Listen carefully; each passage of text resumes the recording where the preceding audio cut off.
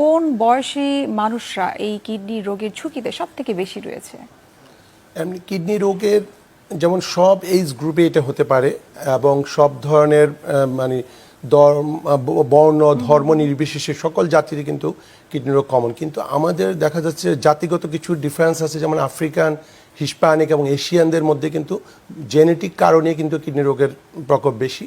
আর বয়সের কথা যেটি বলছেন, বিশেষ করে আফটার 40 অর 50 ইয়ার্সের পরে যেহেতু আমরা জানি যে মধ্যবয়স বা ওল্ড এজে যে বিভিন্ন যে রোগগুলি হয় আমাদের, যে diabetes mellitus, hypertension, heart disease, তারপরে আবার যে অবস্ট্রাটিক ইউরোপ্যাথি বলে, যেমন পুরুষদের ক্ষেত্রে প্রোস্টেটের সমস্যা হয়ে মূত্রনালীতে বাধার সৃষ্টি হতে পারে, সেই কারণে 40 ইয়ার্সের পরে যে কিন্তু ওদের ক্ষেত্রে বেশি। কিন্তু কোনো বয়সই কিন্তু ইমিউনিও না, সব বয়সেই কিডনি রোগ হতে পারে।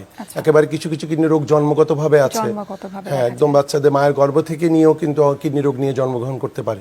কনজেনিটাল নেফ্রোটিক সিনড্রোম আছে, উইলিয়ামস টিউমার আছে, কিডনি টিউমার নিয়ে জন্মগ্রহণ করতে পারে। এরকম অনেক ধরনের রোগ আছে যে কিডনি, এই জন্য আমরা এরকম করার নাই যে না একটা নির্দিষ্ট বয়স পর্যন্ত অপেক্ষা করবো।